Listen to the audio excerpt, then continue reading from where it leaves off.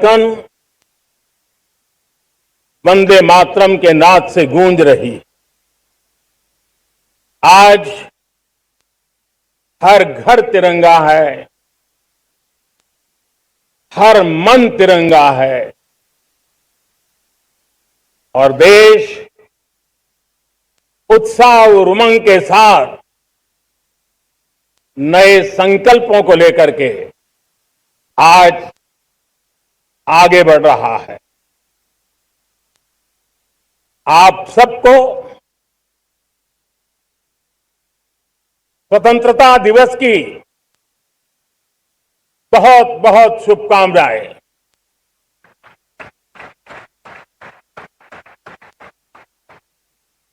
देश आज उन महान सपूतों का पुण्य स्मरण करती है जिन्होंने देश की आजादी के लिए त्याग बलिदान की पराकाष्ठा की। अपने तप त्याग और बलिदान से आजादी के एकमात्र लक्ष्य को लेकर के अपनी पूरी जिंदगी खपा दी। पूज्य बापू समेत सभी स्वातंत्र सेनानियों को बलिदान की महान परंपरा जगाने वाले महान क्रांतिकारियों को आज मैं श्रद्धापूर्वक नमन करता हूं।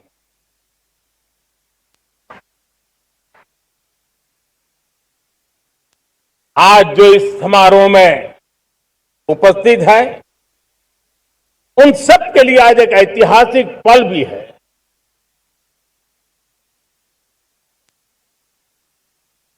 आजादी के बाद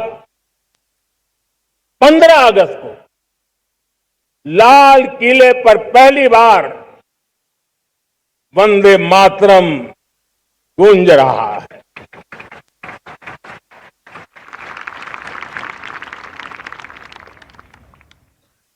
आज जब हम देश के लोग वंदे मातरम के 150 वर्ष मना रहे हैं तो इससे बड़ा उत्तम अवसर क्या हो सकता है। मेरे प्यारे देशवासियों, पिछले दिनों देश के कुछ हिस्सों में बाढ़ का प्रकोप रहा, भूस्खलन का प्रकोप रहा, अनेक परिवार प्रभावित हुए। उनके दुख दर्द को हम भली भांति अनुभव करते हैं। पीड़ित परिवारों को मैं विश्वास दिलाता हूं कि हम और पूरा देश उनके साथ खड़े हैं। मेरे प्यारे देशवासियों, कोई भी राष्ट्र तब महान बनता है,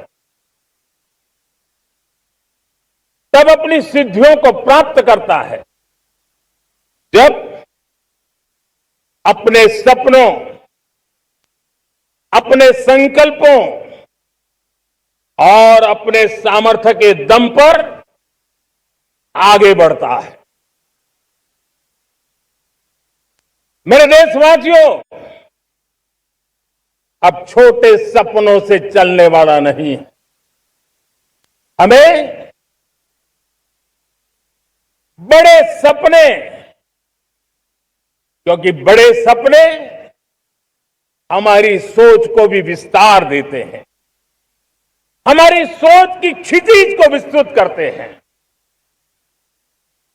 हमारे संकल्प दृढ़ होने चाहिए। जब संकल्प दृढ़ होता है तो कठिनाइयों से, आपदाओं के बीच से रास्ते निकालने का सामर्थ्य अपने आप उभर करके आता है। और मेरे प्यारे देशवासियों, हमारे संकल्प भी ऊंचे होने चाहिए, क्योंकि जब सपने ऊंचे होते हैं, संकल्प ऊंचे होते हैं, तो हमारे सामर्थ्य की ऊंचाई भी बढ़ती है, हमारे प्रयासों की ऊंचाई भी बढ़ती है, और तब जाकर के हम सपनों को साकार कर सकते हैं। मेरे प्यारे देशवासियों,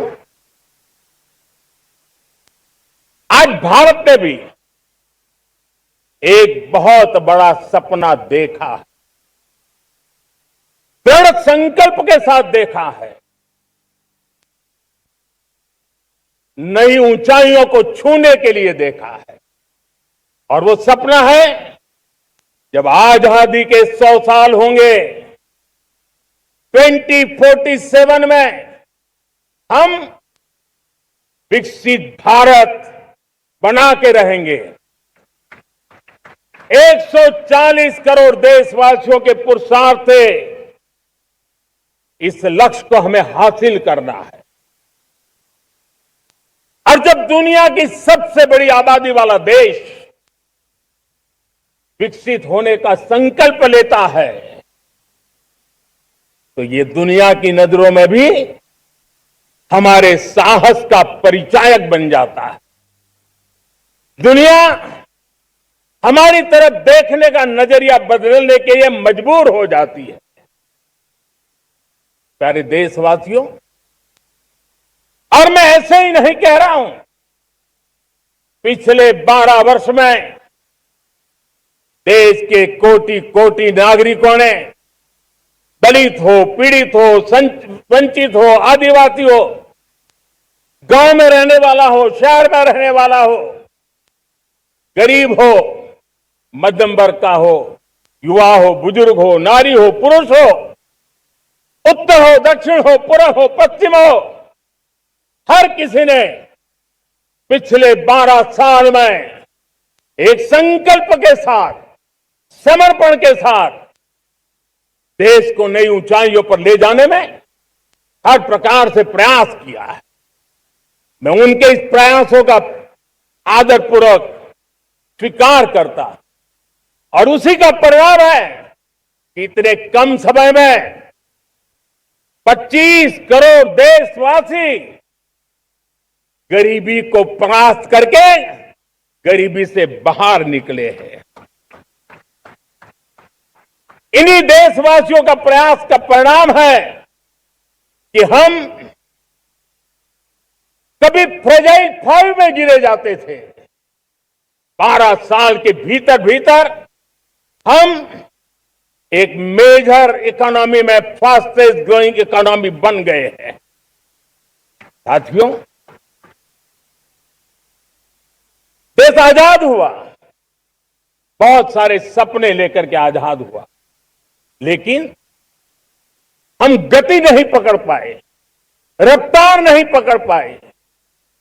होती है, चलती है, अरे हो जाएगा, देखा जाएगा, उसी में खोए रहे। 2014 तक आते आते तो पूरे विश्व ने हमें फ्रेजाइल 5 के उस में डंप कर दिया था। ऐसे समय पिछले 12 साल में भारत ने एक नई रफ्तार पकड़ी, तेज गति से हम आगे बढ़ रहे हैं, और देशवासियों का संकल्प है कि अब 140 करोड़ देशवासियों के संकल्प को, सामर्थ्य को रोकना नामुमकिन है। प्यारे देशवासियों, पिछले 12 वर्षों में डिफेंस प्रोडक्शन करीब 4 गुना, खादी और ग्रामोद्योग का उत्पादन करीब 5 गुना हुआ, इलेक्ट्रॉनिक मैन्युफैक्चरिंग करीब 7 गुना बढ़ा, आधुनिक रेलवे कोच का निर्माण 21 गुना बढ़ा, मोबाइल फोन उत्पादन 33 गुना बढ़ा।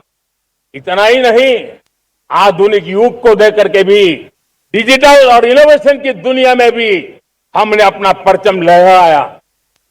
इंटरनेट यूजर, इंटरनेट कंज्यूमर करीब करीब 4 गुना बढ़े, पेटेंट ग्रांट होने की संख्या 4 गुना बढ़ी, डिजिटल ट्रांजैक्शन 100 गुना बढ़े, सामान्य मानवीय की सुविधाओं की तरफ भी हमने उतना ही गंभीरता से काम किया। हर साल औसतन 15 गुना ज्यादा तेजी से हमने नल से जल कनेक्शन दिए। हर साल औसतन 6 गुनी ज्यादा रफ्तार से लोगों को गैस कनेक्शन दिए। हर साल 4 गुनी रफ्तार से गरीबों के लिए टॉयलेट बनाने का काम किया। हर साल 3 गुना ज्यादा तेजी से गरीबों को घर देने का काम किया। देश ने गवर्नेंस में भी बहुत बदलाव लाया। हजारों की संख्या में कंप्लायंसेस खत्म किए, सैकड़ों की तादाद में पुराने कानून खत्म किए। पिछली शताब्दी के कानूनों से 21वीं शताब्दी की मार्च नहीं हो सकती। हमने आधुनिक इंफ्रास्ट्रक्चर के लिए मेट्रो का विस्तार किया। हमने पब्लिक ट्रांसपोर्ट को ताकत दी। जिस स्पीड से काम, जिस स्केल पर काम किया, ये सब, ये रफ्तार, ये विस्तार, ये अचीवमेंट आजादी के बाद पहली बार पिछले 1 दशक ने देखा है।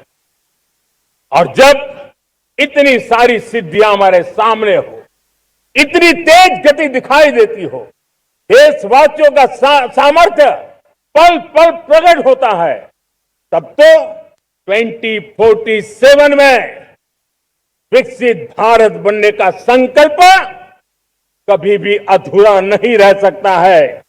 ये सारे आंकड़े इस बात की गवाही देते हैं कि हम आगे बढ़ने वाले हैं, मेरे प्यारे देशवासियों। लेकिन उसके लिए आत्मविश्वास की जरूरत होती है, आत्मगौरव की जरूरत होती है, और साथ साथ आत्मनिर्भर भारत होना भी बहुत जरूरी होता है। और इसलिए बीते वर्षों में हमारा कन्विक्शन रहा है कि भारत को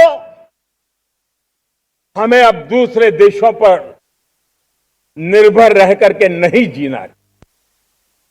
हमें आत्मनिर्भर बनना चाहिए। दुनिया में बहुत कुछ मिलता है, सस्ता मिलता है, जल्दी मिल सकता है, लेकिन उससे हमारा सामर्थ्य तैयार नहीं होता, न हमारे सामर्थ्य की कसौटी होती है। और इसलिए हमें भी अपनी क्षमताओं को बढ़ाना है। अपने हितों की सुरक्षा हमें खुद को करनी है। और इसलिए आत्मनिर्भर भारत का संकल्प बहुत दृढ़ता के साथ हम लेकर के आगे बढ़ रहे हैं। मेक इन इंडिया, स्वदेशी, वोकल फॉर लोकल, इन सारे क्षेत्रों में आज हर भारतीय का मन जुड़ रहा है। मेरे प्यारे देशवासियों, मैं आपको एक उदाहरण देता हूं सेमीकंडक्टर का। देश आजाद होने के बाद विश्व में तो सेमीकंडक्टर की चर्चा हो चुकी थी, हमारे यहां भी बातें होती थी, लेकिन सेमीकंडक्टर का कोई बड़ा प्लान हम आगे नहीं बढ़ा पाए। और आज स्थिति क्या है? आज की डिजिटल दुनिया में, आज की टेक्नोलॉजी में चिप का महात्म्य हम समझते हैं। कोई भी इलेक्ट्रॉनिक गुड्स होगा, हमारे मेडिकल इक्विपमेंट होंगे, हमारे ट्रांसपोर्ट के रास्ते होंगे, हर किसी में चिप अनिवार्य है। और इस चिप के बिना दुनिया थम जाए ऐसी स्थिति पैदा हो। और इसलिए भारत ने आत्मनिर्भर होने की दिशा में अपना सेमीकंडक्टर प्लान, बड़ा सेमीकंडक्टर प्लान, 3 सेमीकंडक्टर प्लांट शुरू हो चुके हैं। और मुझे बताया गया है कि वहां जो प्रोडक्शन हो रहा है वो एक्सपोर्ट होना शुरू हो चुका है। और मैं देशवासियों को कहना चाहता हूं, आने वाले 7-8 वर्ष में और 5, 7 या 8 सेमीकंडक्टर प्लांट बहुत ही जल्द शुरू होने वाले। ये आत्मनिर्भर भारत हमें विकसित भारत की दिशा में जाने का महामार्ग देती। मेरे प्यारे देशवासियों, वैसे ही ये चर्चा क्रिटिकल मिनरल की हो रही है। पूरी टेक्नोलॉजी क्रिटिकल मिनरल पर निर्भर है। भारत इसमें भी अपने आप को सुरक्षित करने में जुटा हुआ है। क्रिटिकल मिनरल का लक्ष्य साझा किया जाए। नेशनल क्रिटिकल मिनरल ये हमने लॉन्च किया। बजट में क्रिटिकल मिनरल कॉरिडोर की हमने घोषणा की है। कई देशों के साथ एग्रीमेंट हो रहे हैं। विश्व के कई देश अब इस क्रिटिकल मिनरल के विषय में भारत के पर भरोसा करने लगे हैं। मेरे प्यारे देशवासियों, जैसे सेमीकंडक्टर की बात हो, क्रिटिकल मिनरल की बात हो, वैसे ही जिस टेक्नोलॉजी की दिशा में हम जा रहे हैं, दुनिया जा रही है, उसमें एनर्जी का महत्व और बढ़ता चला जा रहा है। अब एनर्जी के बिना भी नई दुनिया को चलाना मुश्किल है और इसलिए हमें चिप हो, एआई हो, डेटा सेंटर हो, हमें बहुत बड़ी मात्रा में बिजली की जरूरत होगी। एनर्जी सिक्योरिटी ये हमारे समय की मांग है और इसलिए हमने पहले से ही उस दिशा में एक के बाद एक मजबूत कदम उठाए हैं। एनर्जी सिक्योरिटी का एक बड़ा माध्यम है परमाणु ऊर्जा, न्यूक्लियर एनर्जी। हमने पार्लियामेंट में शांति एक्ट पास कर करके एक नए लक्ष्य तरफ जाने का रास्ता तय कर लिया है। 2047 तक हम 100 गीगावाट न्यूक्लियर पावर का लक्ष्य लेकर के चल रहे हैं। इसी एक दशक में हम 5 नए न्यूक्लियर रिएक्टर शुरू करने का लक्ष्य लेकर के चल रहे हैं। इस वर्ष भारत ने फास्ट ब्रीडर न्यूक्लियर टेक्नोलॉजी में महारत हासिल करके एक अहम पड़ाव पार किया है और उसके कारण परमाणु ईंधन में आत्मनिर्भर बनने की दिशा में हमें एक बहुत बड़ा सफलता का कदम हमने रखा है। मेरे प्यारे देशवासियों, कई बार संसाधनों की कमी के कारण देश रुकता नहीं है, लेकिन रुकने का कारण सोच की सीमाएं होती हैं। जब सोच बंध जाती है, सीमाओं में सड़ने लग जाती है, तब हम अपने सामर्थ्य को भी पहचान नहीं पाते हैं। देश को आज कच्चे तेल पर निर्भर रहना पड़ रहा है और हमारी गलत सोच के कारण है। आप जान के हैरान हो जाएंगे, हमने समुद्री तट पे 99% हमारा समुद्री तट का पूरा हिस्सा ऐसी सोच के कारण नो गो एरिया घोषित करके रखा था। हमने ही समंदर के अंदर जाकर के एक्सप्लोरेशन न करने का निर्णय कर लिया था। ये सोच का दारिद्र्य था। हमें फैसला किया ये नहीं चल सकता। हमने उस 99% को जो कभी नो गो एरिया हुआ करते थे, हमने उसको गो एहेड एरिया के रूप में खुला कर दिया है और अब हम समुद्र के भीतर भी एक्सप्लोरेशन करने की और नए नए भंडार खोजने की दिशा में हम प्रवृत्त हैं, हम प्रयास कर रहे हैं।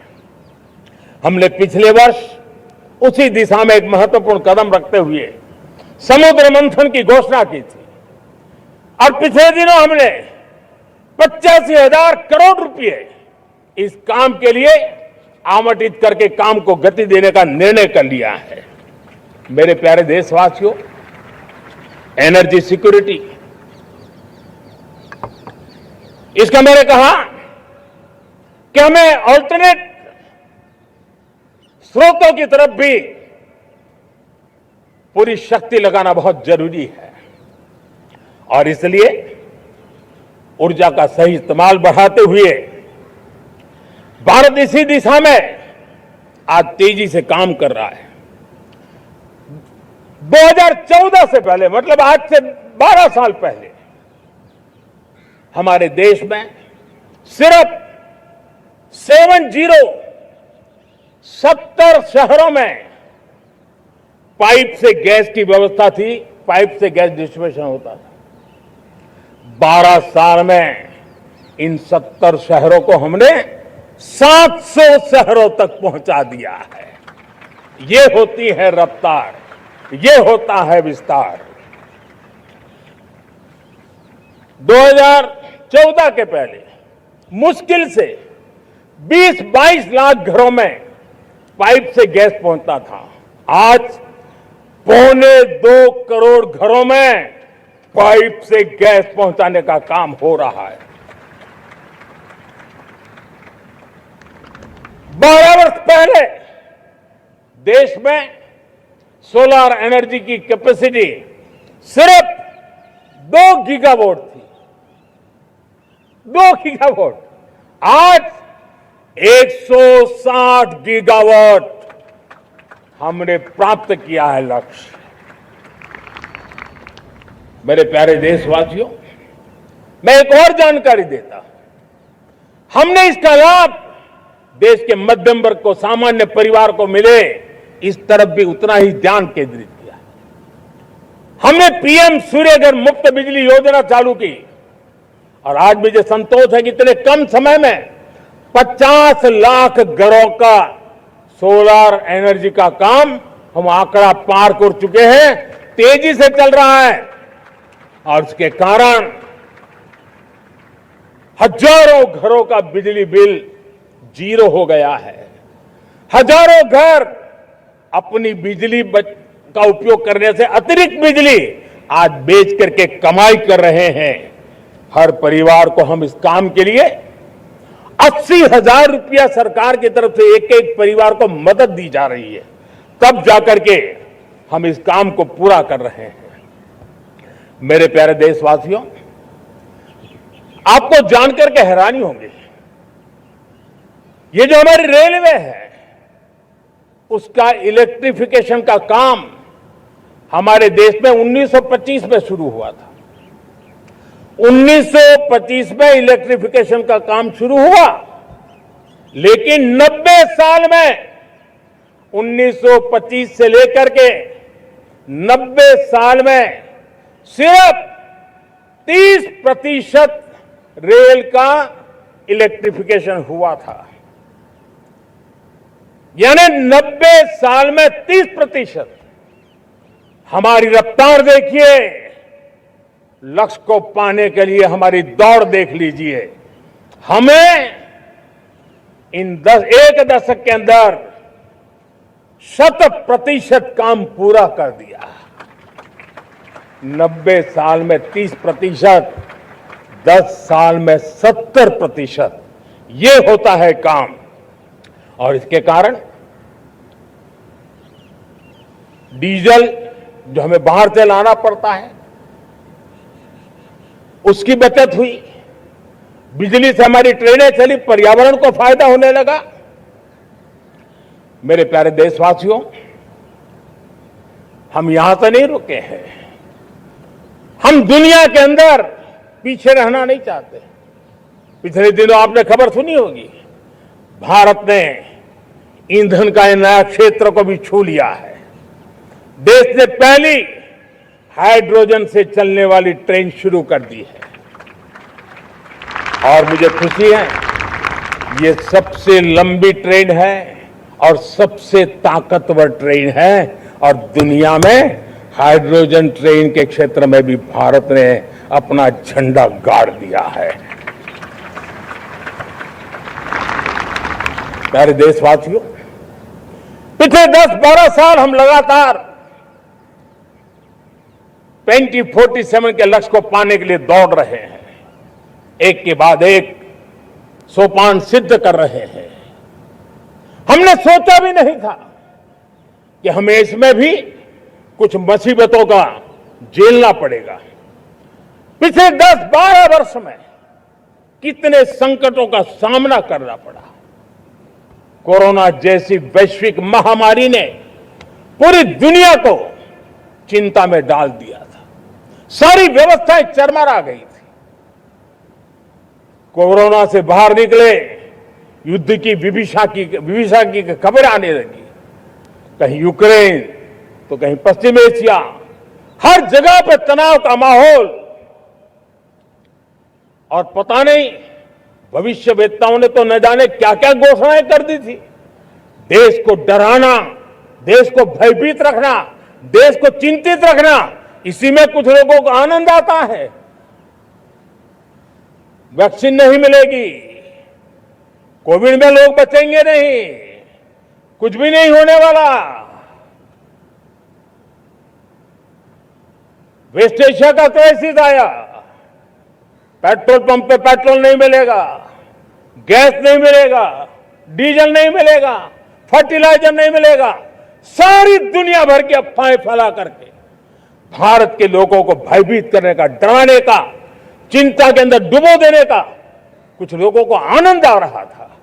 लेकिन देश ने देख लिया कि पिछले 10-12 साल की सुविचारित योजनाएं रंग ला रही है और हम इतने बड़े संकट के बावजूद भी नागरिक देवो भव के मंत्र को लेकर के जीते हुए भारत ने जो तैयारियां की थी, एक के बाद एक कदम उठाया था। सोचा नहीं था कि संकट आएगा, लेकिन उस संकट के समय में ये सारी चीजें काम आ गई और आज देश में गैस भी है, पेट्रोल भी है, यूरिया भी है। हम अपनी ताकत के ऊपर खड़े हो रहे, चल रहे। मेरे प्यारे देशवासियों, दुनिया के इन संकटों का प्रभाव हर किसी पर हुआ, हम भी अछूते नहीं। यूरिया के दाम दुनिया में 3,000 रुपया पहुंच गए एक बोरी का।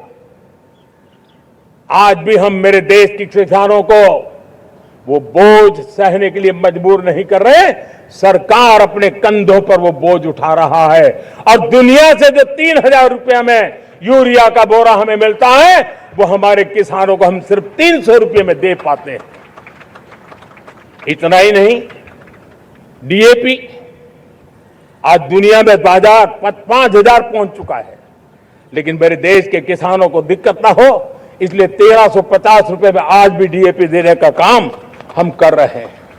मेरे प्यारे देशवासियों, एक समय था जब मैं आत्मनिर्भरता की बात कर रहा था तो कुछ लोग एयर कंडीशन चैम्बर में बैठ करके सोचने वाले लोग हमें बता रहे थे ग्लोबलाइजेशन का क्या होगा। लेकिन दुनिया देख रही है कि पिछले एक दशक में ऐसा लग रहा है कि दुनिया ने ग्लोबलाइजेशन बोलना ही बंद कर दिया है।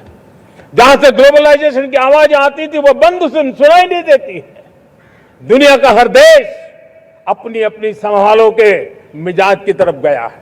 लेकिन दुर्भाग्य से इस संकट के कालखंड में कुछ लोगों ने अपना रुतबा दिखाने के लिए संसाधनों को वेपनाइज करने का खेल खेला है। दुनिया अपने पास जो कुछ भी है उसको वेपनाइज करने में लगी है। संसाधनों का वेपनाइज, रिसोर्स का वेपनाइज, पेट्रोल, डीजल, फर्टिलाइजर, दवाइयां, टेक्नोलॉजी की चिप्स, इतना ही नहीं, भूभाग को भी वेपनाइज किया जा रहा है। और ऐसे समय अगर हम आत्मनिर्भर मंत्र को लेकर 10 साल सही दिशा में न चले होते तो हम कल्पना कर सकते हैं कि ऐसी चुनौतियों का मजबूती से मुकाबला कैसे करते हैं। और हमारी तैयारियां निरंतर बढ़ती जा रही है। मेरे प्यारे देशवासियों, दूसरी तरफ आज भारत का प्रोफाइल पूरी तरफ बढ़ रहा है। आज भारत दुनिया के लिए एक स्वीकृत और सम्मानीय देश के रूप में बन रहा है। भारत के पास स्थिर पॉलिटिकल मैंडेट है, स्थिर सरकार है, भारत का वाइब्रेंट लोकतंत्र है, भारत का मजबूत न्यायतंत्र है और हम सबको दिशा देने वाला भारत का संविधान है। और अब दुनिया हमारे इन सामर्थ्य को पहचानने लगी है और इसलिए 2014 के बाद दुनिया करीब करीब 40 देशों के साथ हमारा एफटीए एग्रीमेंट हो रहा है। अब देखिए कितना बड़ा अवसर आया है। लेकिन ये जो ट्रेड एग्रीमेंट्स हुए हैं ये एक बहुत बड़ा अवसर है और इसलिए खास करके मैं मेरे एमएसएमईज को कहना चाहूंगा कि हमें इस मौके को छोड़ना नहीं है। दुनिया में हमें पहुंचना है। भारत के उत्पाद की हर चीज विश्व के बाजार में पहुंचे और चाहे हमारा टेक्सटाइल हो, हमारी मशीनरी हो, हमने दवाइयां हो, हमने मौका छोड़ना नहीं है। लेकिन वैश्विक जो पैरामीटर्स हैं उस पैरामीटर को हमें पार करना होगा। हमें दुनिया से जो मिलता है उसे अच्छा देना पड़ेगा, दुनिया में जो मिलता है उसे सस्ता देना पड़ेगा। और पंजाब के लुधियाना से लेकर के तमिलनाडु के तिरुपुर तक हमारा टेक्सटाइल सेक्टर दुनिया में पहुंच सकता है। इतना ही नहीं, केरलम से लेकर के गुजरात और तमिलनाडु से लेकर के बंगाल, ये हमारा समुद्री तट, हमारे मछुआरे भाई बहन आज इस एफटीए के कारण हमारे श्रिप यानी झींगा उसके एक्सपोर्ट की बहुत संभावना बनी है। हमारे सी फूड की दुनिया में पहुंच बनने की संभावना पड़ी हुई है। और इसलिए मैं चाहूंगा कि हम इस परिस्थिति का फायदा उठाते हुए, हम आगे चलते हुए हम इन कामों को पार करने के लिए प्रयास करें। मेरे प्यारे देशवासियों, मैंने जो भूमिका आपके सामने रखी है उसके पीछे 2047 का लक्ष्य इन मजबूत नींव पर खड़ा है। 2047 विकसित भारत का लक्ष्य हमने पिछले 10-12 साल में देशवासियों ने जो सामर्थ्य दिखाया है उस सामर्थ्य का हिस्सा है। और इसलिए मेरे प्यारे भाइयों बहनों, सदी का 1/4 हिस्सा बीत चुका है और अगला 1/4 हमारे लिए अत्यंत महत्वपूर्ण है। अब हम रुक नहीं सकते हैं, हमारी गति नहीं रुक सकती है, हमारी दिशा तय हो चुकी है, हमें प्राप्त करके रहना है। और इसके लिए हमें अपना वर्क कल्चर बदलना होगा। हमारे वर्क कल्चर को बदलते हुए हमें हमारी सोच को भी बदलना होगा, हमें हमारे काम की गति को भी बदलना होगा। जो काम पिछले 5-7 दशक में नहीं हुए हैं वो काम हमें आने वाले 5-7 साल में करने हैं। और मेरा भरोसा है मेरे देश की युवा शक्ति पर, मेरे देश के नौजवानों पर, मेरे देश की माताओं को बहनों पर, मेरे देश के किसानों पर, मेरे देश के मजदूरों पर कि हम इस सपने को साकार कर सकते हैं। और इसलिए हमें रिफॉर्म की गति को भी आगे बढ़ाना है। और जब मैं रिफॉर्म की बात कर रहा हूं, रिफॉर्म नहीं हमारे लिए कोई कंपल्सन है, नहीं रिफॉर्म ये हमारे के लिए कोई बजबड़ है, हमारे लिए रिफॉर्म ये कन्विक्शन है।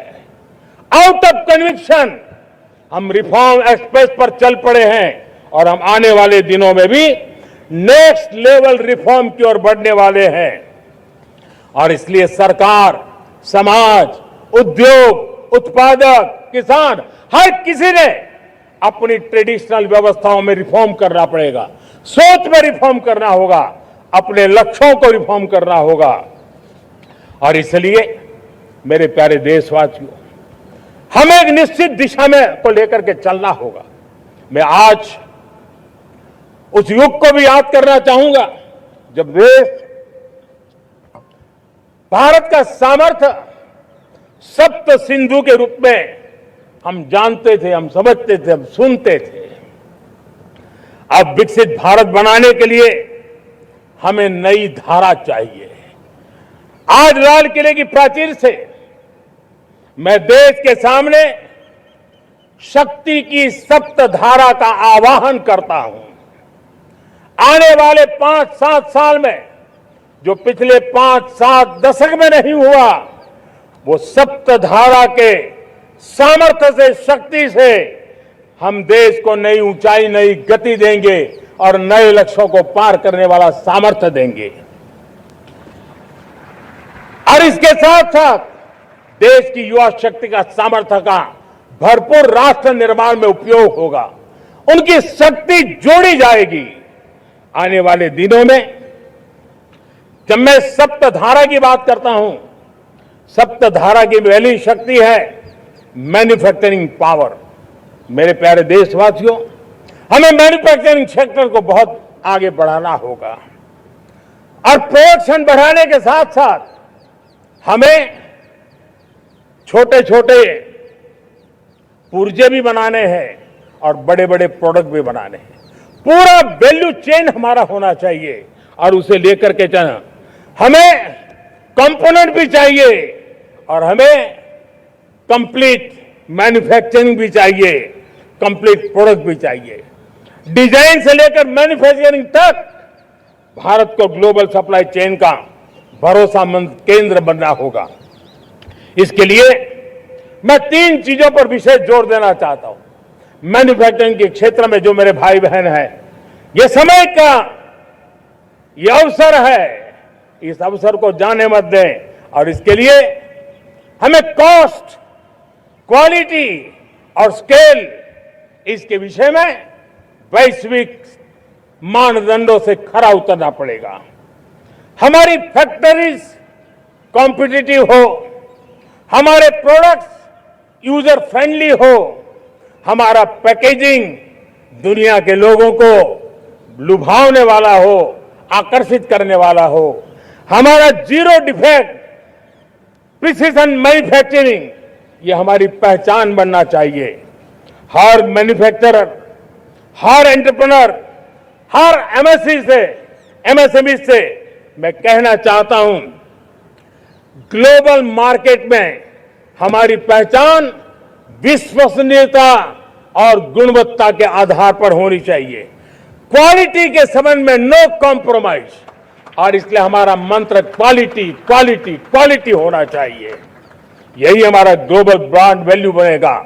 मेरे प्यारे देशवासियों, इस सप्तधारा की दूसरी शक्ति है कृषि और फूड प्रोडक्शन, फूड प्रोसेसिंग। हमें इस दिशा में आगे बढ़ना होगा। हमारे किसानों ने, अब दुनिया के बाजार खुल चुके हैं, एफपीए के कारण हमें एक बहुत बड़ा मार्केट मिल रहा है। हमें वहां पहुंचना है, हमें उस जगह को हाथ लगाना है। हमें खेत से लेकर एक्सपोर्ट मार्केट की ओर जाना होगा। हमारे पारंपरिक खान पान हो, हमारे मिलेट्स हो, हमारे मसाला हो, हमारे फल हो, फूल हो, क्या कुछ नहीं है हमारे पास, वो ग्लोबल ब्रांड्स बनने चाहिए। हमारे किसान केमिकल फ्री खेती को बल देंगे, दुनिया में इनकी मांग और बढ़ने वाली है। और जो ग्लोबल पैरामीटर्स के अंदर हर प्रकार से सिद्ध होने वाले हमारे एग्रो प्रोडक्ट होंगे, तो दुनिया में हम आसानी से पहुंच पाएंगे। मेरी सप्तधारा की तीसरी शक्ति है टेक्नोलॉजी और इनोवेशन। मेरे प्यारे देशवासियों, आज जमाना एआई का है, क्वांटम का है, स्पेस का है, रोबोटिक्स का है, डेटा सेंटर्स का है। पूरी तरह एक नया क्षेत्र खुल चुका है और इमर्जिंग टेक्नोलॉजी ये भी हर पल हमें चुनौती दे रही है।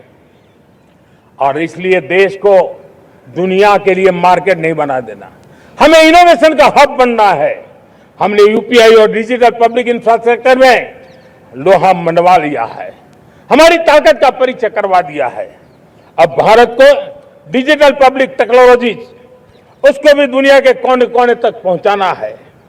भारत को नेक्स्ट जनरेशन कम्युनिकेशन टेक्नोलॉजी में लीड करना है। मेड इन इंडिया 6G हर कोने में पहुंचे, ये हमारा लक्ष्य होना चाहिए और हमें उसमें तेजी करनी चाहिए और इसके लिए हमारा प्रयास कम नहीं होना चाहिए। सप्तधारा की चौथी शक्ति है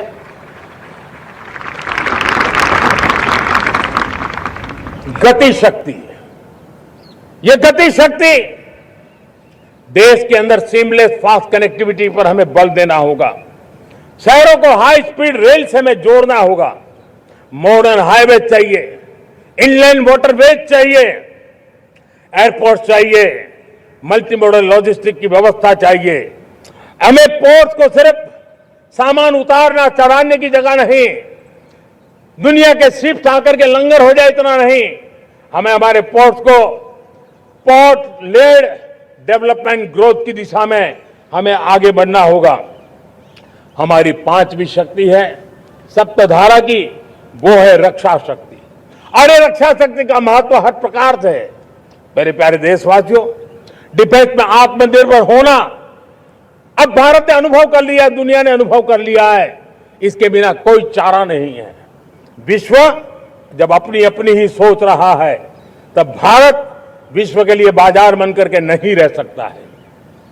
हमें डिफेंस के क्षेत्र में आत्मनिर्भर होना हुआ, next generation defence technology develop करके हमें ग्लोबल सप्लायर बनने की दिशा में हमें लक्ष्य लेकर के चलना है। हमें ड्रोन, काउंटर ड्रोन सिस्टम को विकसित करना होगा और हाइपरसोनिक डिफेंस टेक्नोलॉजीज, उस पर हमें लीडरशिप लेनी होगी। साथियों, साइबर सुरक्षा भी आज हर घर के लिए एक समस्या बन रही है। वो भी एक रक्षा का क्षेत्र है जिसमें हमारे युवाओं की जो सामर्थ्य है, उस सामर्थ्य का उपयोग हम देश के और दुनिया के लिए कर सकते हैं। हमारी सप्तधारा की छठी शक्ति है ग्रीन इकोनॉमी, ब्लू इकोनॉमी, जो ग्रीन जॉब को भी जन्म देती है।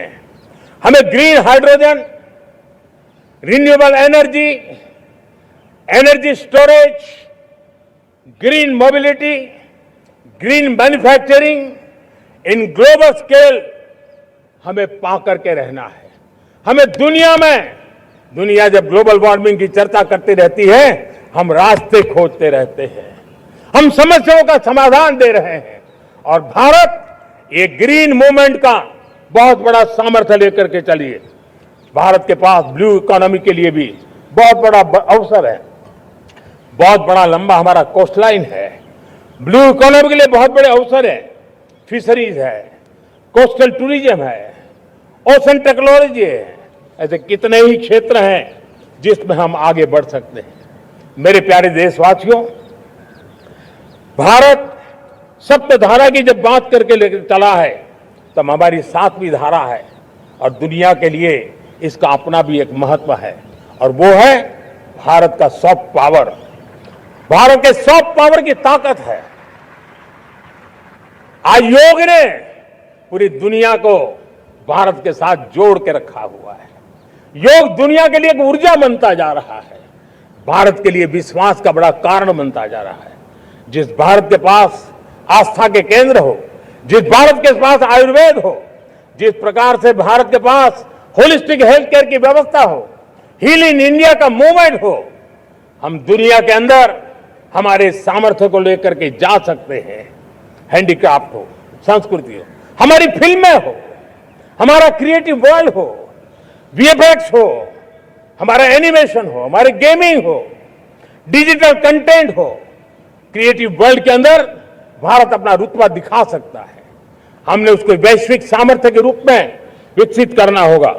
आज भारत ने वेव समिट को एक बहुत बड़ी ताकत दी है। दुनिया धीरे धीरे भारत का ये जो world audio visual and entertainment summit है, उसकी राह देखता रहता है और वो भारत के सॉफ्ट पावर को, भारत के क्रिएटिव दुनिया को परिचित करेगा। मेरे प्यारे देशवासियों, भारत के पास विशाल वन्य संपदा है। हमारे पास 100 से ज्यादा नेशनल पार्क है।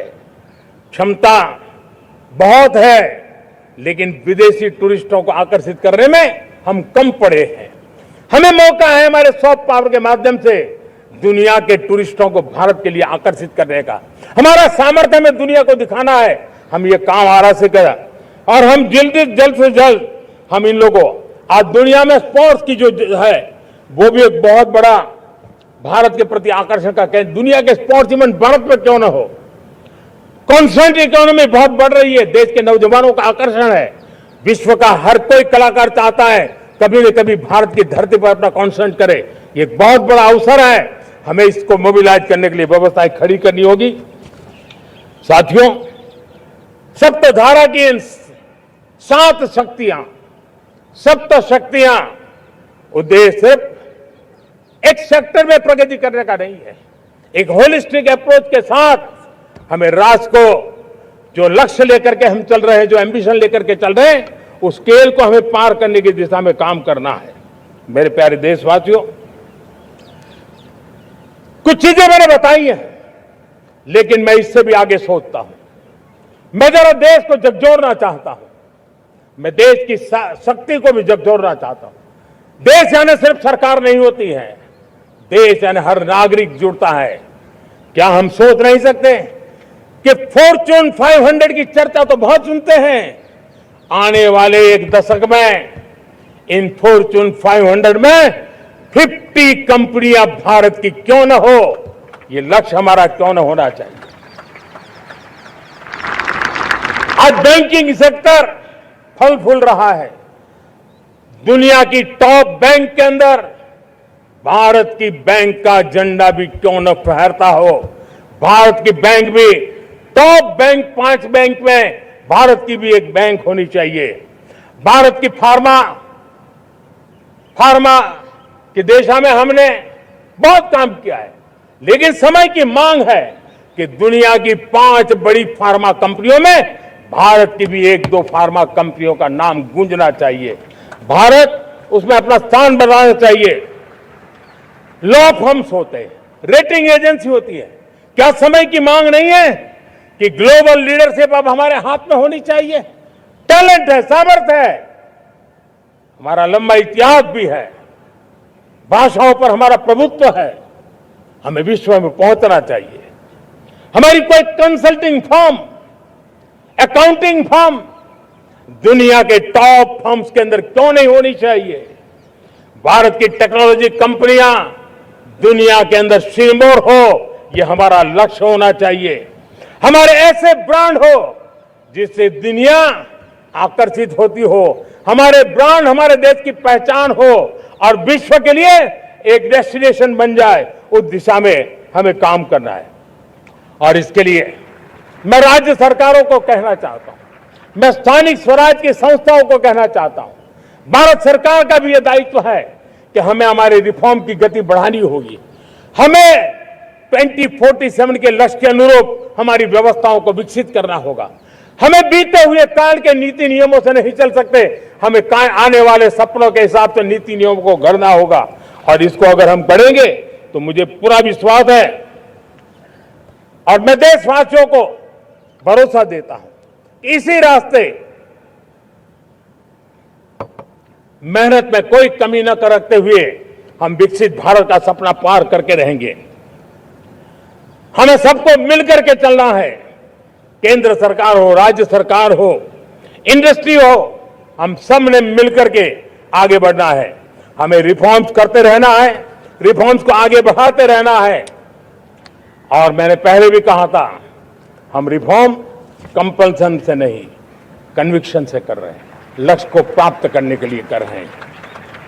मेरे प्यारे देशवासियों, जब मैं विकसित भारत की बात कर रहा हूं, देश को तेज गति से आगे बढ़ाने की बात कर रहा हूं, उसका सबसे बड़ा लाभार्थी कौन है? इन सारे प्रयासों का सबसे बड़ा साधक कौन है? अगर साधक है तो मेरे देश का युवा है, मेरे देश की युवा शक्ति है। विकसित भारत की यात्रा में युवाओं की बहुत बड़ी भूमिका है। इतना ही नहीं, विकसित भारत का सबसे बड़ा लाभार्थी भी मेरे देश का युवा है। और इसलिए हमें विकसित भारत के लक्ष्य को युवाओं के साथ जोड़ करके आगे बढ़ाना है। युवाओं हमारी सर्वोच्च प्राथमिकता के साथ हमें आगे बढ़ना है। साथियों, पिछले 10-12 साल में उस दिशा में बहुत कुछ हुआ है। स्टार्टअप इंडिया अभियान, आज पूरे देश में 2.5 लाख से ज्यादा रजिस्टर्ड स्टार्टअप बन गए। देश के नौजवान खुद तो काम कर रहे हैं, अनेकों को रोजगार दे रहे हैं। 1 लाख करोड़ रुपया इनोवेशन फंड भारत सरकार ने घोषित किया है। मैं देश को, नौजवानों को कहना चाहता हूं, आप अपने सपने को लेकर के आइए, संसाधनों की कमी नहीं रहने देंगे। 1 लाख करोड़ रुपया आपके दिल दिमाग को सामर्थ्य देने का एक व्यवस्था हमने कर दी है। रिसर्च के नए अवसर मिले, डिजिटल इंडिया के नए सस्ते डेटा, ये युवाओं को सशक्त किया। दुनिया में सस्ता डेटा कहीं है तो भारत की धरती पर है, और देश के नौजवानों को उसने नई ताकत दी है। स्किल इंडिया हमने नेशनल प्रोग्राम बनाया है। स्पेस सेक्टर को हमने ओपन कर दिया। नेशनल ड्रोन पॉलिसी हमने बनाई है। खेलो इंडिया पॉलिसी बनाई है। 35 वर्षों तक एजुकेशन पॉलिसी नहीं थी, नई एजुकेशन पॉलिसी लेकर के आए हैं, और इसका फायदा मिडिल क्लास के परिवारों को हुआ है। साथियों, 2004 से 14 आंकड़ा मुझे देना चाहिए आपको।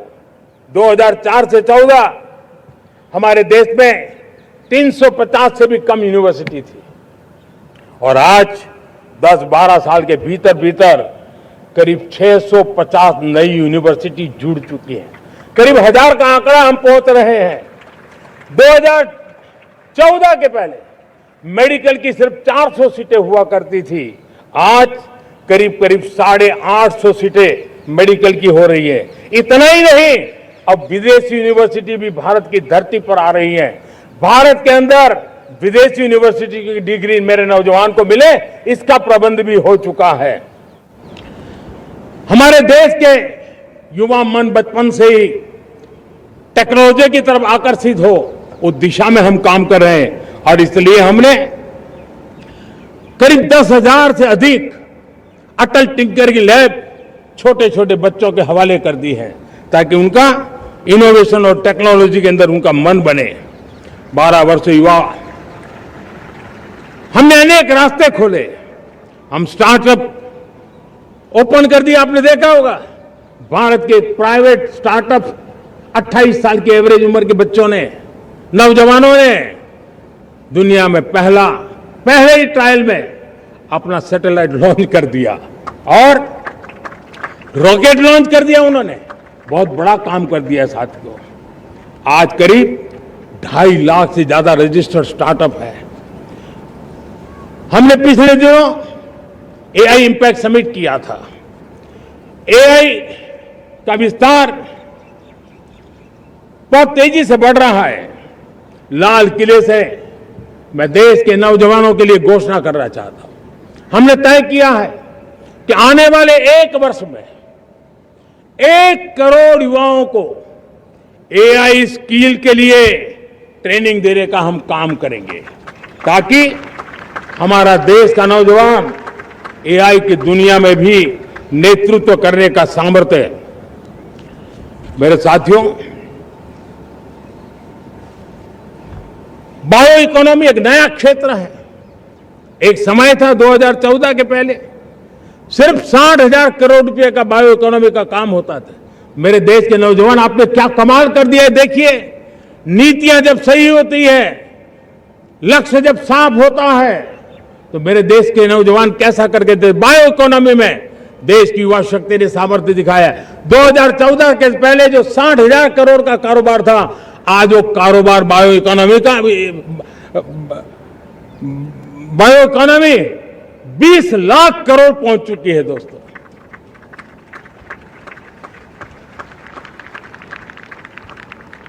दो 2009-10 का कालखंड था, सिर्फ 25 लाख इलेक्ट्रिक व्हीकल हमारे देश में बिके थे। 1.5 लाख इलेक्ट्रिक व्हीकल बिके थे 2009-10 में। 1.5 लाख इलेक्ट्रिक व्हीकल। इस 25-26 में 25 लाख इलेक्ट्रिक व्हीकल बिके हैं। मेरे प्यारे देशवासियों, एविएशन सेक्टर भी मेरे नौजवानों के लिए बहुत तेजी से आगे बढ़ रहा है।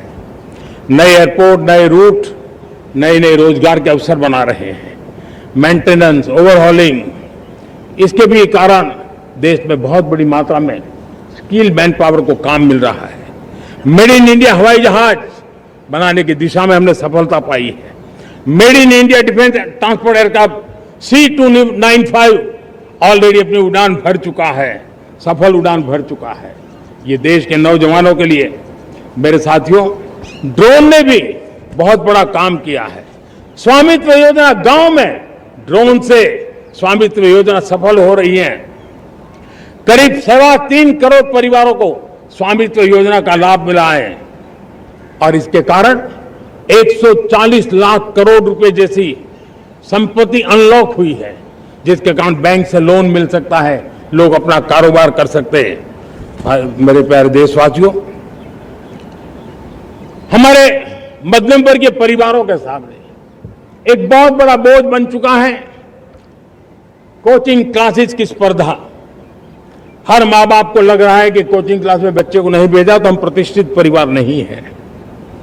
इन गरीब और मिडिल क्लास परिवारों की हम चिंता करते हुए हजारों करोड़ रुपए का उनका खर्च है वो भी बचे, बेटे भी अपने आसपास रह सके, उनकी देखभाल हो सके, परिवार पर आर्थिक बोझ ना आए। और इसलिए हमने युवाओं के लिए विभिन्न परीक्षाओं की फ्री ऑनलाइन कोचिंग हमने करने का निर्णय किया है। डिजिटल पब्लिक इंफ्रास्ट्रक्चर है, हमारे पास उत्तम टैलेंट है, टीचर्स है, उन संसाधनों को जोड़ करके हम देश के नौजवानों को फ्री कोचिंग देने का एक पूरा नेटवर्क हम खड़ा करने वाले हैं। मेरे प्यारे देशवासियों, मैं हमेशा कहता आया हूं, जो खेले वो खिले। जब मैं खेले वो खिले की बात कर रहा हूं, तब मेरे प्यारे देशवासियों, आज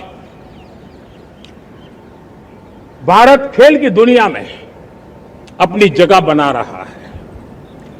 अब खेल के पोडियम में भारत का राष्ट्रगीत सुनाई देता है, भारत का राष्ट्रगान सुनाई देता है, भारत का तिरंगा झंडा लहराता दिखाई नजर आ रहा है। टॉप्स योजना ने बहुत बड़ी सफलता पाई है। खेलो India games, university games, winter games, beach games, sports infrastructure, sports के लिए कोचिंग, स्पोर्ट्स मेडिसिन, स्पोर्ट्स के लिए न्यूट्रिशन, इन सारे विषयों में भारत अब महारत करने की दिशा में आगे बढ़ रहा है। नौजवानों के लिए पूरा नया क्षेत्र, खिलाड़ी न बन सके तो उसकी सपोर्ट सिस्टम में भी बहुत बड़ा क्षेत्र खुल रहा है। स्पोर्ट्स की दुनिया में भारत का प्रदर्शन बेहतर होता रहा है और हम 2036 में ओलंपिक के मजबूत दावेदार बनकर के आगे बढ़ रहे हैं और 2030 में कॉमनवेल्थ गेम्स को भारत होस्ट करने वाला है।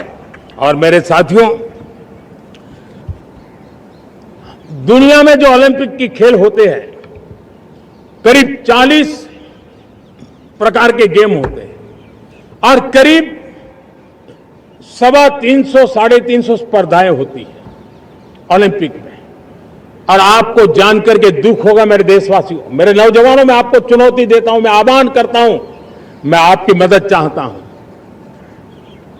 350 जितने स्पर्धाओं में भारत 2/3 खेलों में कहीं होता ही नहीं, हमारी मौजूदगी नहीं होती, हम क्वालिफाई नहीं होते हैं। हमने तय किया है कि 2036 में जो ओलंपिक होगा, हम चाहते हैं कि वो भारत में हो, लेकिन 2036 में जिन विधाओं में आज भारत खेलता नहीं है, जिन विधाओं में भारत क्वालिफाई नहीं करता है, जिन स्पर्धाओं में भारत ने छोड़ के रखा है, 3/4 हिस्सा हमारे इंतजार कर रहा है। भारत उस पर बल देगा और इसके लिए हम टैलेंट हंट का एक अभियान भी चलाना चाहते हैं। हमें अगर 2036 के लिए खिलाड़ी चाहिए तो आज जो 5 साल, 10 साल, 15 साल की उम्र के नौजवान हैं, बेटे हैं, उनके तरफ ध्यान देना होगा, उन बेटियों पर ध्यान देना होगा। और इसलिए 5 से 15 उम्र के बच्चों में खेल प्रतिभा ढूंढने के लिए गांव-गांव, शहर-शहर, स्कूल-स्कूल एक टैलेंट हंट का अभियान चलाया जाएगा। बच्चों की प्रतिभा को देखा जाएगा और फिर उनको स्पेशल ट्रेनिंग दे करके देश के लिए खेलने वाले अच्छे खिलाड़ी बनाए जाएंगे। मेरे प्यारे युवा, देश के सामने, देश के नौजवानों के सामने नशा एक बहुत बड़ा संकट बनता जा रहा है। नशा मुक्त भारत ये हम सबका सामूहिक दायित्व होना चाहिए। हमारे उज्जवल भविष्य के लिए हमारी युवा पीढ़ी मजबूत हो, हमारा युवा सामर्थ्य हमारे देश के लिए काम आए, इसलिए नशा मुक्त भारत। पिछले दिनों माय भारत के वॉलंटियर्स ने, देश के एनजीओ ने, देश के सामाजिक सांस्कृतिक संगठनों ने, देश के आध्यात्मिक पुरुषों ने मिलकर के नशा मुक्त भारत का 100 सप्ताह का एक कार्यक्रम तय किया है। 100 सप्ताह तक एक अभियान चलने वाला है। मैं हर परिवार को कहना चाहता हूं कि आप भी इस अभियान का हिस्सा बने, आप इसके साथ जुड़िए और देश के नशा मुक्त भारत के सपने को पूरा करने के लिए आप आगे आइए। मेरे प्यारे देशवासियों, 21वीं सदी में दशकों पुरानी जो चुनौतियां हैं, उन चुनौतियों को खत्म करना बहुत अनिवार्य है। नक्सलवाद, माओवाद लाखों युवाओं के भविष्य को तबाह कर दिया, अनेक माताओं के दूधमल नौजवानों को छीन लिया, बर्बाद कर दिया, हर मां बाप के सपनों को चूर चूर कर दिया। इस नक्सलवाद ने 4 दशक तक हिंदुस्तान के बहुत बड़े हिस्से को, बहुत बड़ी आबादी को दबोच करके रखा था, बंदूक के नोक पर दबोच करके रखा था, संविधान की धज्जियां उड़ा दी थी और देश के सामान्य नागरिकों की रक्षा में 3,500 से ज्यादा हमारे पुलिस के, सुरक्षा बल के जवान शहीद हो गए। युद्ध के अंदर जितने सैनिक मरते हैं, उससे ज्यादा हमारे पुलिस जवानों को जान की बाजी लगानी पड़ी ताकि देश के सामान्य मानवी को सुरक्षा मिले। ये नक्सलवाद ने धरती को लहूलुहान कर दिया था। 2014 में आपने जब हमें मौका दिया, उसी दिन हमने संकल्प लिया था कि हम देश को नक्सलवाद से मुक्त करेंगे। और आज मुझे खुशी है कि नक्सली माओवादी हिंसा आखिरी सांस भी शायद रहने की अब तो ताकत नहीं रही है। पूरी तरह उसे खत्म करने की दिशा में जहां पर कभी नक्सलवादियों की गोलियां चलती थी, जहां पर कभी धरती रक्त रंजित रहा करती थी, आज उसी नक्सल क्षेत्रों में, उसी इलाकों में नक्सल मुक्त होने के कारण विकास, विश्वास और प्रयास का तिरंगा लहरा रहा है। मेरे प्यारे देशवासियों, लेकिन इस चुनौती को हमने कम नहीं आंकना है। इस चुनौती से हमें और भी सावधान रहने की जरूरत है। वर्षों तक देश की सत्ता में माओवादी सोच के लोग गलियारों में अपनी जगह बना करके बैठे थे। सरकारी कमेटियों में सलाहकार के रूप में भी ये माओवादी सोच ने नीतियों को प्रभावित किया था। मेरे प्यारे देशवासियों, जंगलों में हमें हथियारी नक्सलों का खात्मा बुलाने में, उस संकट से देश को मुक्त कराने में सफलता मिली है। लेकिन हथियारी नक्सल तो गए, लेकिन दिमागी नक्सल, ये दिमागी नक्सल मौके की तलाश में है, हिंसा अराजकता के वो रास्ते खोज रहे हैं, समाज को गलत राह पर घसीटने के लिए भांति भांति के दांव कर रहे हैं। इन दिमागी नक्सलियों को पहचानना होगा, इन दिमागी नक्सलियों को आइसोलेट करना होगा और राष्ट्र को विकसित राष्ट्र बनाने की मुख्य धारा की ओर देश की युवा पीढ़ी को जोड़ना होगा। मेरे प्यारे देशवासियों, सुरक्षित भारत बनाना हम सबका दायित्व है। चुनौती सीमा के भीतर हो या सरहद से बाहर, भारत हर परिस्थिति के लिए तैयार है। आज युद्ध का नेचर बदल रहा है। अब युद्ध सीमा पर ही होता है, गारंटी नहीं है। आज युद्ध सीमा के अंदर, कहीं रिफाइनरी में जाकर के, कहीं बैंकिंग सेक्टर को जाकर के, कहीं डेटा सेंटर को जाकर के, एक प्रकार से लड़ाई का नया रूप इंफ्रास्ट्रक्चर तोड़े जा रहे हैं, फैक्ट्रियां तोड़ी जा रही है। हमने मिशन सुदर्शन चक्र की पिछले सालों घोषणा की थी, बहुत तेजी से उस पर काम चल रहा है। आज डिफेंस एक्सपोर्ट हमारा करीब 50 गुना बढ़ा है। करीब 100 देशों में हमारे अस्त्र शस्त्र पहुंच रहे हैं। वैश्विक पटल पर भारत की प्रतिष्ठा धीरे धीरे बढ़ रही है। बदलते हुए समय में अस्त्र शस्त्र की तरफ काम करना है, सैन्य बलों का सामर्थ्य बढ़ाना है, लेकिन साथ साथ नागरिकों को भी तैयार करना होगा।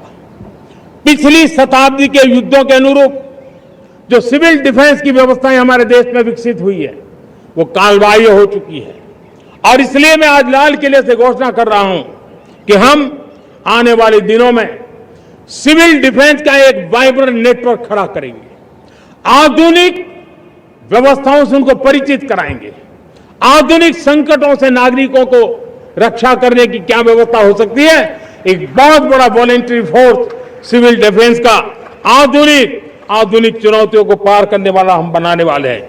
मेरे प्यारे देशवासियों, राष्ट्र के निर्माण में आज हमारी बहनों बेटियों का योगदान हम सबके लिए बहुत बड़ा प्रेरणा का कारण बना हुआ है। फाइटर जेट हो या सिविल एविएशन, हमारी बेटियां सबसे आगे दिखाई दे रही है। खेलकूद का मैदान हो, हमारी बेटियां आगे दिखाई दे रही है। स्टेम एजुकेशन में भर्ती होने की प्रक्रिया हो, सबसे ज्यादा हमारी बेटियां आगे दिख रही है। आज सेना में भी एनडीए से जो बच्चियां निकली हैं, वो बड़े रौब के साथ देश की सेना का नेतृत्व करने का सामर्थ्य दिखाने लगी है। मेरी बेटियों की ताकत कैसी है। मैं पिछले दिनों साणंद में एक सेमीकंडक्टर प्लांट में गया, वहां आदिवासी बेटियां, देश के अलग अलग कोने से आई हुई बेटियां काम कर रही थी।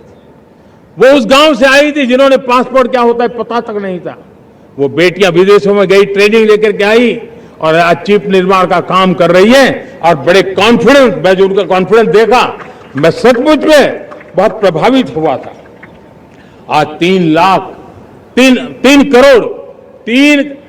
3 करोड़ बहनों को हमने लखपति दीदी बनाने का लक्ष्य तय किया था, उसको पार कर लिया था। अब हम 6 करोड़ लखपति दीदी बनाने के लक्ष्य को लेकर के आगे बढ़ रहे हैं। 3 करोड़ नई लखपति दीदी बनना मतलब ग्रामीण अर्थव्यवस्था में बहुत बड़ा बदलाव मातृशक्ति के द्वारा आने वाला है।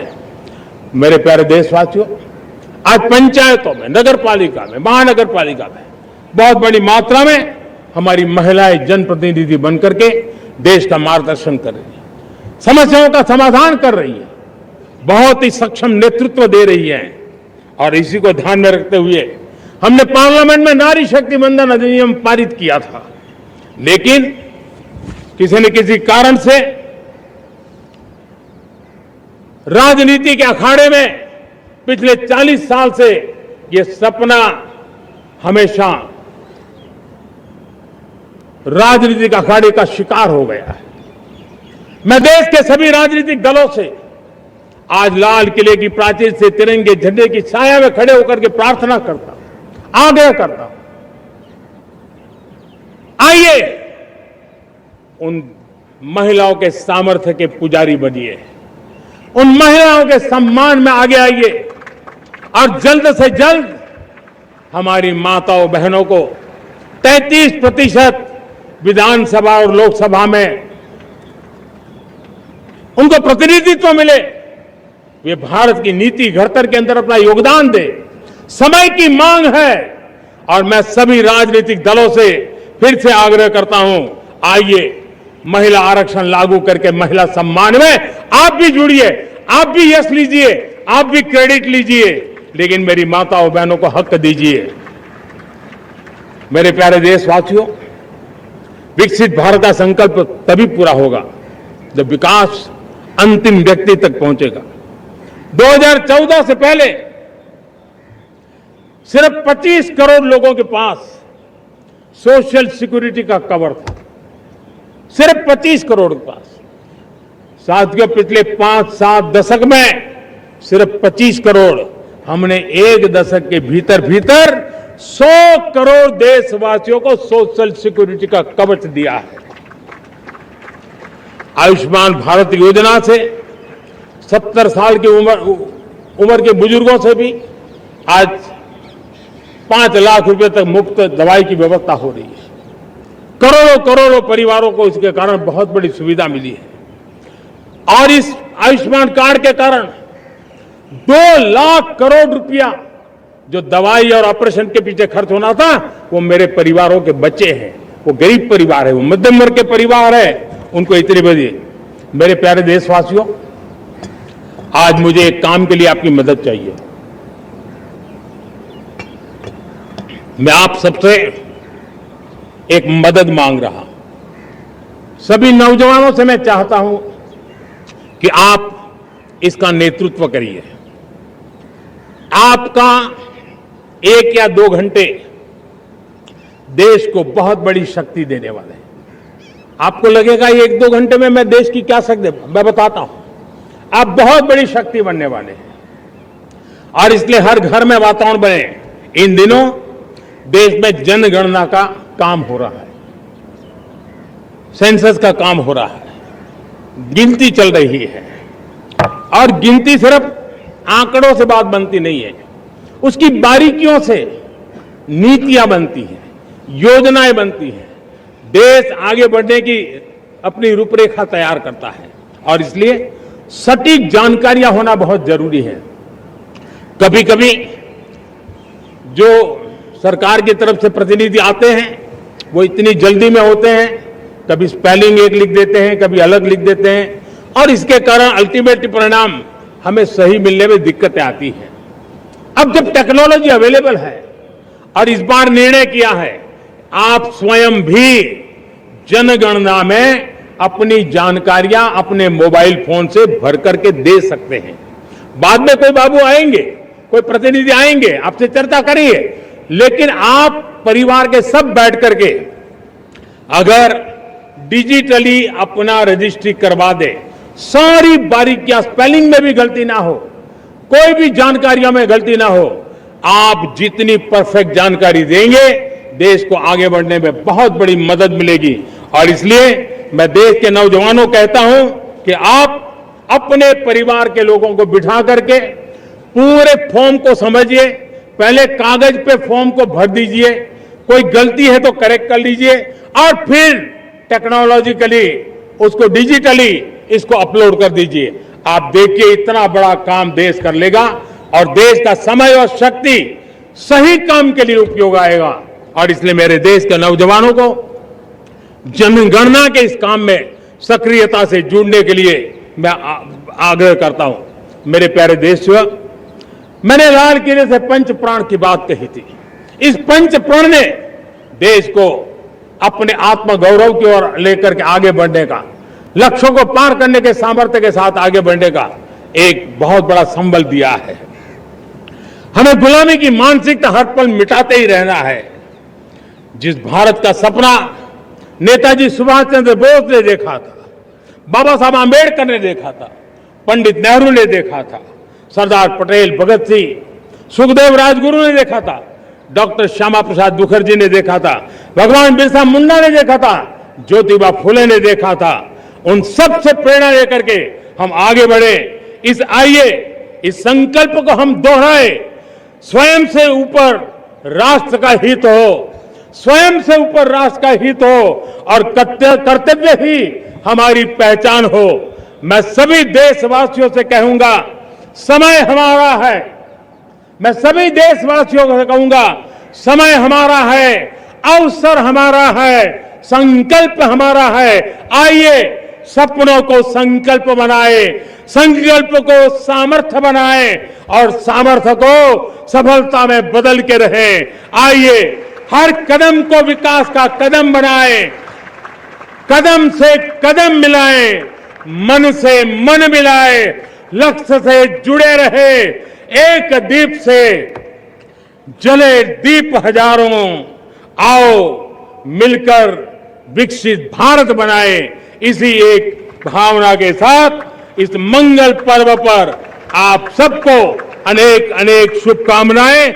मेरे साथ बोलिए, भारत माता की, भारत माता की।